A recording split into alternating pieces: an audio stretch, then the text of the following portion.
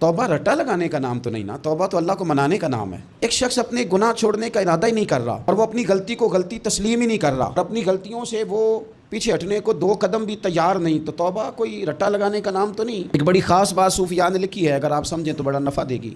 وہ کہتے ہیں جس طرح گھر چھوٹا بنانا ہو یا بڑا بنانا ہو، زمین تو درکار ہوتی ہے کہ نہیں؟ زمین ہوگی تو گھر بنے گا، چاہے وہ چھوٹی سی کٹیا بنے یا بہت بڑا محل بنے، زمین کا ہونا ضروری ہے۔ اسی طرح آپ نے نیک اعمال تھوڑے کرنے ہیں یا زیادہ کرنے ہیں، توبہ کا ہونا ضروری ہے۔ توبہ وہ زمین ہے جس کے اوپر آپ نیک اعمال تعمیر کریں گے۔ اگر توبہ نہیں ہے تو پھر کوئی بھی نیک عمل آپ کے پاس ہو ہی نہیں سکتا۔ آپ پچھلے گناہوں سے رجوع کریں اللہ کی طرف، آپ کہیں کہ میرے اندر یہ غلطی ہے، میں توبہ کرتا ہوں۔ ان العبد اذا اعترف، اعتراف جرم کریں، پھر اللہ کے حضور رجوع لائیں۔ ہمارا یہ حال ہے کہ ہم جتنی بھی توبہ کرتے ہیں، جس قدر بھی استغفار پڑھتے ہیں، اس کو ایک وظیفہ سمجھ کے پڑھ لیتے ہیں، بھئی یہ بھی اچھا ہے، برکت سے خالی نہیں۔ لیکن توبہ کا حقیقی مفہوم یہ ہے کہ انسان اپنا محاسبہ کرے، اپنی پچھلی ساری زندگی اپنی آنکھوں کے سامنے لائے۔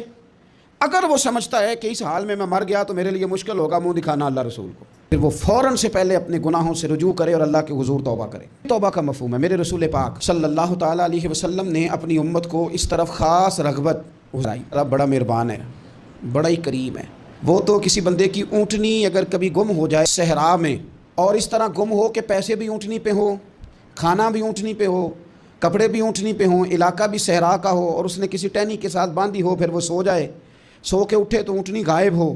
اب وہ اتنا پریشان ہو کہ آگے پیچھے دائیں بائیں دیکھا تو پتہ چلا کہ اونٹنی تو غائب ہو گئی، نہ کھانا ہے، نہ پیسے ہیں، نہ کپڑے، نہ سواری ہے، علاقہ صحرا کا ہے، پیدل جا بھی نہیں سکتا۔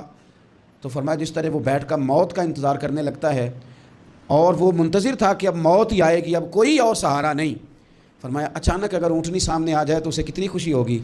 یا رسول اللہ اسے تو بڑی خوشی ہوگی۔ فرمایا جب رب کا بندہ توبہ کرتا ہے تو اللہ کو اس سے بھی بڑھ کر خوشی ہوتی ہے۔ یہ بندہ توبہ کر گیا، اپنے گھر واپس آ گیا ہے، اس نے بات مان لی ہے۔ ہمارا اصل مسئلہ احساس کا ہے، توبہ کا نہیں۔